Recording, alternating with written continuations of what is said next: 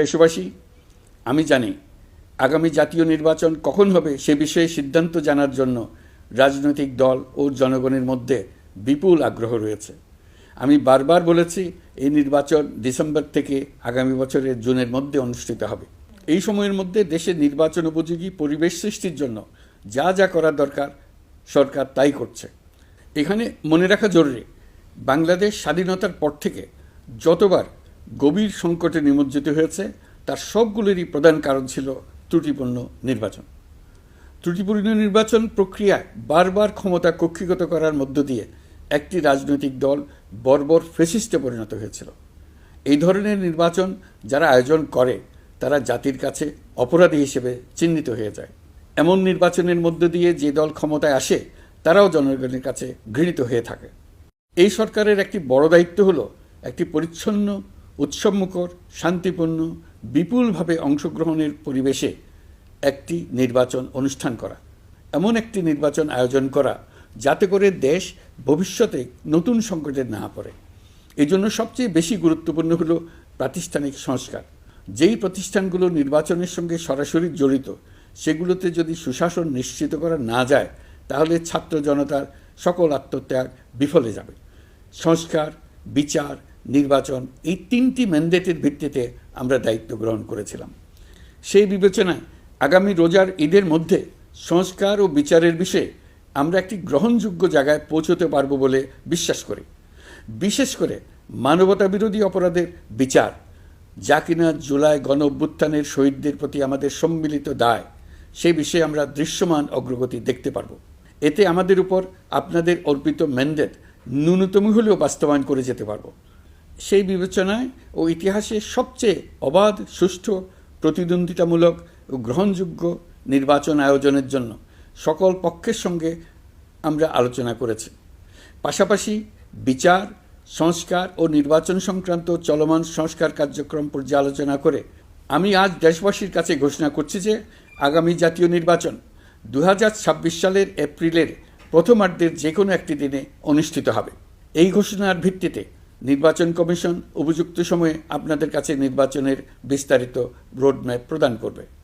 আমরা এমন নির্বাচন চাই যা দেখে অভ্যুত্থানের শহীদদের আত্মা তৃপ্তি পাবে, তাদের আত্মা শান্তি পাবে। আমরা চাই আগামী নির্বাচনে সবচেয়ে বেশি ভোটার, সবচেয়ে বেশি প্রার্থী ও দল অংশ নেক। এটা সবচেয়ে অবাধ, সুষ্ঠু ও নিরপেক্ষ নির্বাচন হিসেবে জাতির কাছে স্মরণীয় হয়ে থাকুক। 1.5 যুগ পরে দেশে সত্যিকারের একটি জনপ্রতিনিধিত্বশীল সংসদ গঠিত হবে। বিপুল তরুণ গোষ্ঠী এবার জীবনে প্রথম ভোট দেওয়ার সুযোগ পাবে। এসব লক্ষ্যে প্রয়োজনীয় সকল পদক্ষেপ নেওয়ার জন্য আমরা জাতির কাছে অঙ্গীকারবদ্ধ। আমি দেশবাসীর প্রতি আহ্বান জানাই, আপনারা সকল রাজনৈতিক দল এবং আপনাদের এলাকার প্রার্থীদের কাছ থেকে সুনির্দিষ্ট অঙ্গীকার আদায় করে নেবেন যেন আগামী সংসদের প্রথম অধিবেশনেই যেসব সংস্কারের প্রশ্নে ঐকমত্য অর্জিত হয়েছে তা কোনো প্রকার কাটাছেঁড়া ছাড়াই যেন তারা অনুমোদন করেন। আপনারা ওয়াদা আদায় করে নেবেন যে তারা বাংলাদেশের স্বাধীনতা, সার্বভৌমত্ব, আঞ্চলিক অখণ্ডতা এবং জাতীয় মর্যাদার প্রশ্নে কখনো কোনো প্রকার আপোষ করবেন না এবং দেশের বাইরের কোনো শক্তির কাছে দেশের স্বার্থ বিকিয়ে দেবেন না।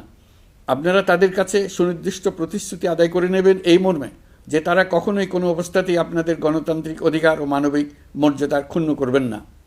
আপনারা তাদের কাছে অঙ্গীকার আদায় করে নেবেন যে তারা সম্পূর্ণ সততা ও স্বচ্ছতার সাথে দেশ পরিচালনা করবেন এবং সকল প্রকার দুর্নীতি, দলীয়করণ, টেন্ডারবাজি, সিন্ডিকেটবাজি, চাঁদাবাজি, সন্ত্রাসী কর্মকাণ্ড ইত্যাদি গণবিরোধী কাজ থেকে নিজেদেরকে সম্পূর্ণভাবে মুক্ত রাখবেন।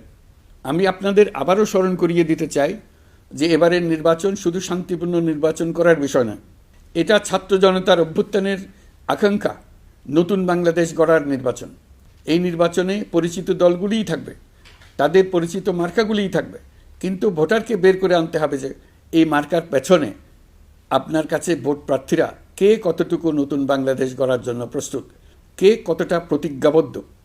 আমরা যারা এই নির্বাচনে ভোটার হব তারা অত্যন্ত সৌভাগ্যবান এবং সৌভাগ্যবতী। আমরা একটা অনন্য ঐতিহাসিক ভূমিকা পালনের সুযোগ ও দায়িত্ব পাচ্ছি। আমরা জাতির নতুন যাত্রাপথ তৈরি করে দেওয়ার দায়িত্ব পাচ্ছি। আমরা নতুন রাজনৈতিক সংস্কৃতি সৃষ্টির মহান সুযোগটা পাচ্ছি। আমাদের সুচিন্তিত ভোটের মাধ্যমে নতুন বাংলাদেশ নির্মিত হবে। শহীদদের রক্তদান সার্থক হবে।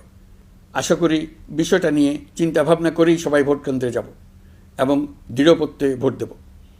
এখন থেকে ভাবনা চিন্তা শুরু করুন, আলোচনা শুরু করুন। এখন থেকে আপনাদের ভোটের গুরুত্বটা বুঝে নিন। আপনার এবারের ভোটের গুরুত্ব ঐতিহাসিক মানদণ্ডে দেখা হবে।